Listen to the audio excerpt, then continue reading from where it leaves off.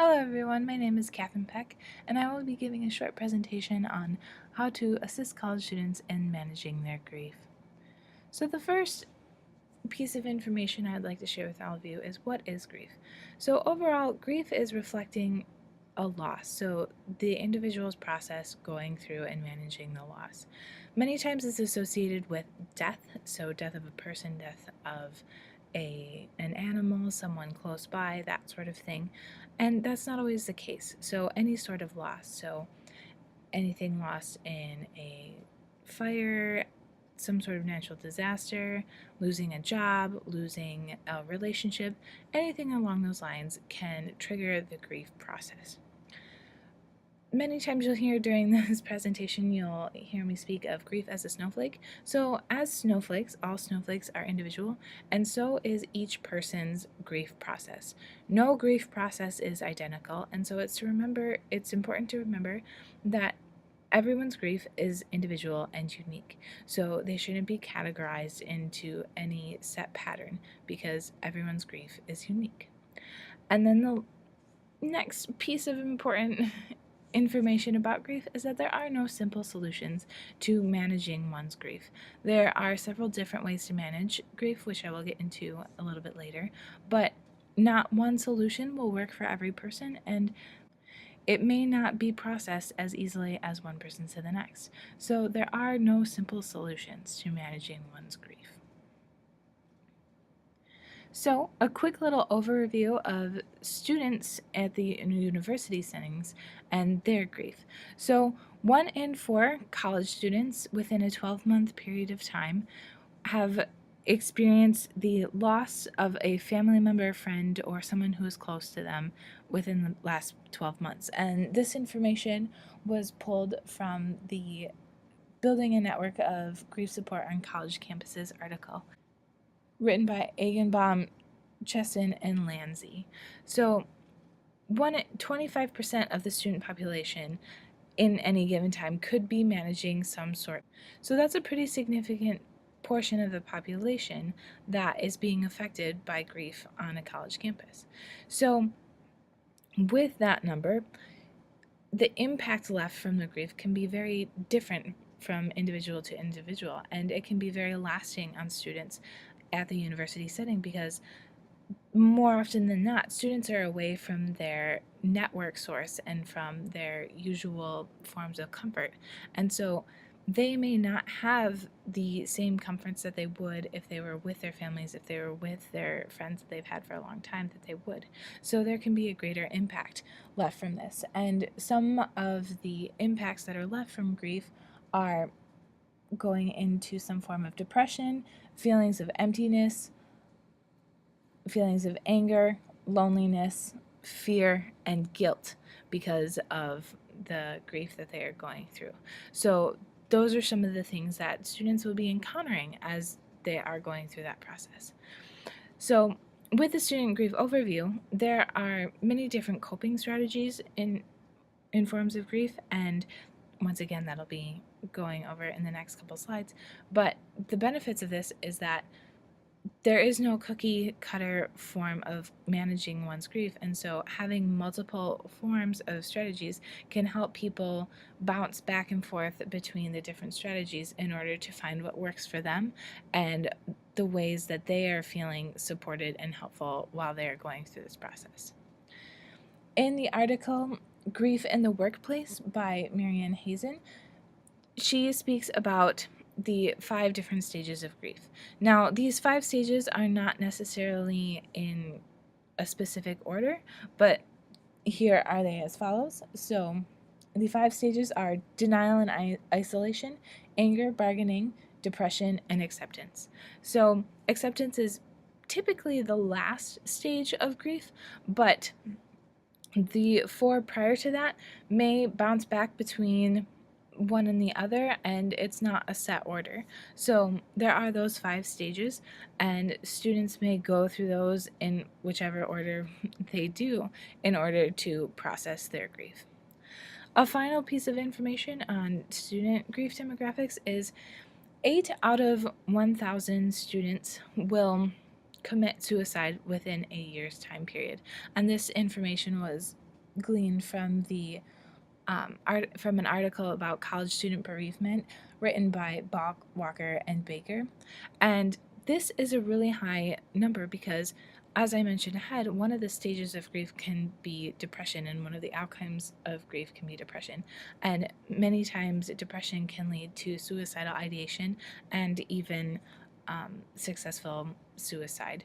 So, that is a pretty hefty number, and it's an important number to know as you're working with grief, and that many times a form of loss can lead to another form of loss in the forms of a suicide. So it's important to keep that number on your radar as you're working with student grief. So as I've mentioned, here are the different forms of managing student or just grief in general. So here's a list of the different forms that I have found throughout my research. So counseling, pretty self-explanatory, going and finding a form of counseling services who are willing to listen and to help you process through what grief you are experiencing and give proper advice and help to work through this. The next one is to find a listening source. So finding someone who may not necessarily be a counselor, but someone who is just willing to listen and give that outlet for talking and processing through the emotions and thoughts that you are having about the grieving process.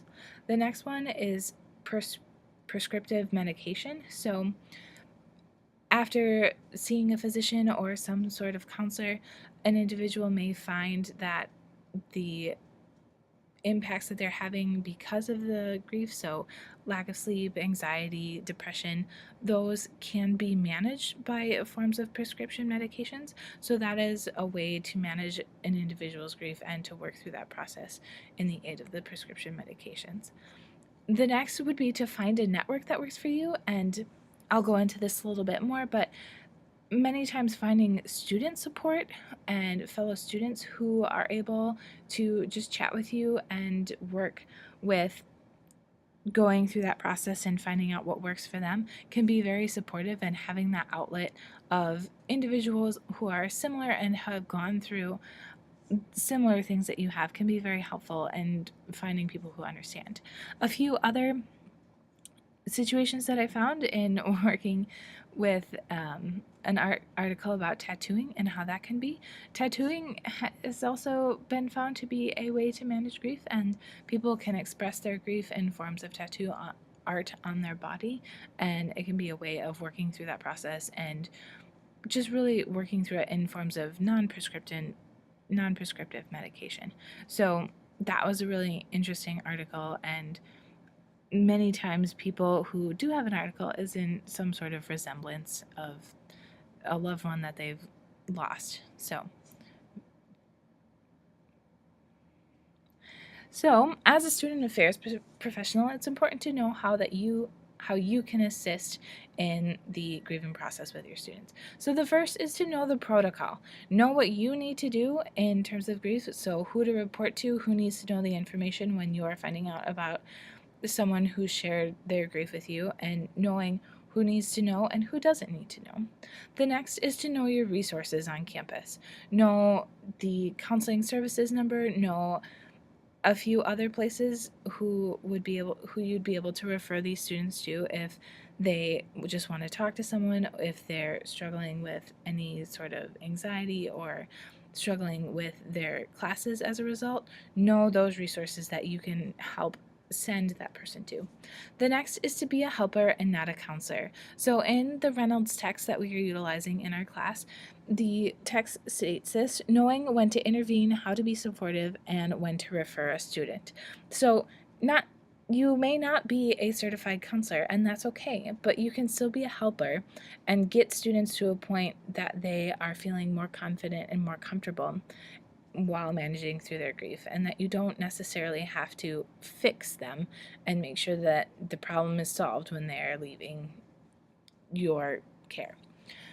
The next piece to know is that to know that you don't know everything. So when you are talking to people, make sure that you aren't speaking to them and saying, I know how you're feeling, because as I said before, grief is like a snowflake and you don't know exactly how they're feeling. So you don't want to minimize what the individual is going through by saying that you know how they're feeling, because you don't.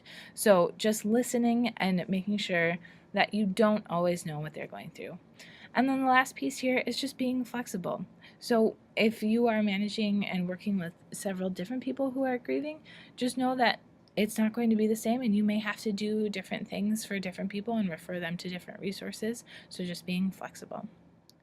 So, where to from here? After you've learned a little bit on how to assist, what can you do to change things and make a difference on your campus? So, the first is to modify protocol and know your protocol. If it's not to the standards that you think are acceptable on your campus, work to modify it. Find the individuals who can really make a difference and change that protocol so that it is reflecting a better representation of what you would like to see. The next is to provide a support network among students. So what that looks like would depend on you and what you would like to see. So getting student support networks together, getting faculty support networks, just making sure that there is a network within your university to help these students who are going through this and may want a fellow student or someone who is not necessarily in the professional position to shed some light on the grief that they may be experiencing. The next one is to continue training with the professional and student leaders on campus to really help address grief head on as their first experience and to work with the protocol that are in place. So make sure that the training is up to date and ready to go with all of the most recent information about grief, and then embrace patience. So understand that grief is a long and tedious process that may take some not very long and may take some individuals their lifetime to overcome. So being patient with the process and understanding that it may not always go as planned. So thank you all very much for listening to my presentation, and I hope you've learned a little bit more about grief and how to work with your college students on your campus. So thank you very much.